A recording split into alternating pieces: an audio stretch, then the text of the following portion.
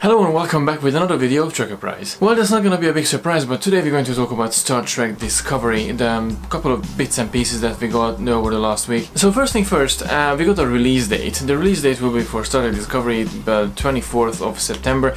It will be in the US and Canada. We will have to wait in Europe. We have to wait 1 day for the release. Talking about release date, they're not going to release the whole series at one batch, which I'm totally happy with, to be honest.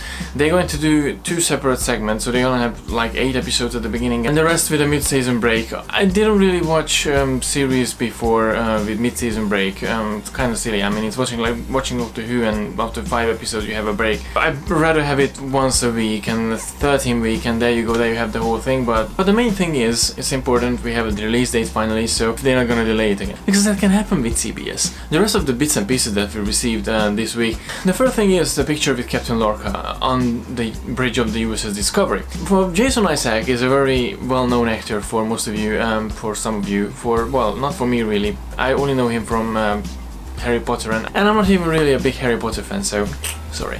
For me at the moment he's not as enigmatic and energetic as Captain Picard or Kirk or even Cisco was back then. The second picture that we got is the transporter room from the USS Shenzhou. Yeah, well, that's the least Star Trek that I ever seen into my entire life. So this picture and this transporter room, if this is the transporter room of the Shenzhou, because it could be an alien ship or, you know, they're on a mission, but in Entertainment Weekly they said it's gonna be the transporter room of the USS Shenzhou, so I don't really see the connection. How can something like this become that? So, if we're going forward, this transporter room doesn't really look like any transporter room at all. In the bottom of the picture, when they're stepping actually in transporter pads, kind of, yeah, I can accept that, but the big spinning dials behind them and with the ray guns, if they're going to get hit by a transporter, I mean, it could be quite, you know, painful. But okay, beam me up and then... So yeah, this might not be a quite pleasant experience. In terms of visuals, I don't really see any connection between that and the original series and transporter room. Obviously we have to think about the Shenzhou, as it's being an old ship has been revealed as well. And as they reveal, Discovery will be a fresher, newer ship for the fleet, and the Shenzhou is basically an older one, so it could be a different sort of transporter system, or maybe that's not even a transporter room, they're just, you know, messing with us. The other interesting thing is obviously Michael Burnham. Sonika Martin Green confirmed she's not Vulcan, she's a normal human being who happened to be in Vulcan for an extended period of time, and she has a good connection with Sarek and Amanda Grayson. A lot of people already, you know, been talking about that, if Spock would return in Star Trek Discovery as a CGI. I don't think I would be very comfortable with it. I mean, Spock belongs to the original series and belongs to the Star Trek franchise, really. If it's a portrait or an archive footage or something that you can reuse from different series, that's totally fine with me, but having Spock in a 3D CG creation, I don't know, I wouldn't feel myself really comfortable watching it. I mean, just respect to the original timeline, don't mess with its essence. That's the most important thing. Logical. Regarding to the transporter picture that we received, apart from the spinning dials behind them and the ray guns, phaser pistols are actually quite accurate, let's say. The phaser pistols are quite something that we will see in the original series or even in the Cage, so I quite like the approach on that one. Again, feels a bit silly how they could actually approach something like the phasers, similar to the original series ones, and then the transporter room looks totally different now. And they wearing armors, but then what the heck is that? I mean, it's not supposed to be renting, but I was thinking if they have, you know, bulletproof or some sort of an armor for the crew of this Shenzhou and that time, why didn't he use it in TNG, in DS9, in Voyager? Even in the original series they didn't really have any armors, and just think about all the wretches. They just went down to the planet and they just died after the first minute because, you know, some soul creature came out from behind the rocks and oh!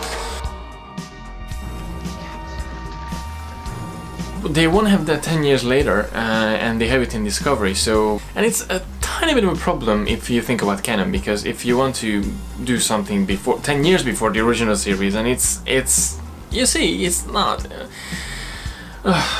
So as I mentioned at the beginning, everyone already talked about these facts, and I don't really want to repeat everyone, and obviously I already said a couple of things about these news. But the most important thing that I'm totally unhappy with is the feel, still the feel of the show. I still try to keep an open mind with Star Trek Discovery, but these pictures and this feel that they try to sell us, it's just somehow doesn't really fit with the universe that I grew up on, and in terms of the original series.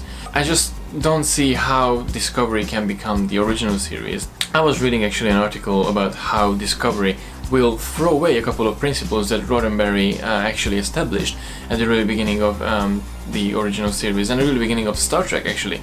So, but they're talking about mainly the moral implications of, you know, people can make mistakes and people can be rebels and people can actually be a bit worse than we saw them in Next Generation. Really, they try to show us a different sort of Federation, a different sort of Starfleet, when not everything is really happy and cheerful, and things can be a bit harsh and dark over time, which is totally fine. And at the end of the day, I'm still hopeful about Discovery. I know it's a couple of times it sounded I'm renting the series, but that didn't really come out. It's not, it's just thinking out loud mainly. Still, I would imagine Star Trek Discovery being in the future, having in a 25th century or a 26th or even a 30-something century, that would have been actually quite a better fit than actually having it 10 years before the original series. Obviously we have to wait and see.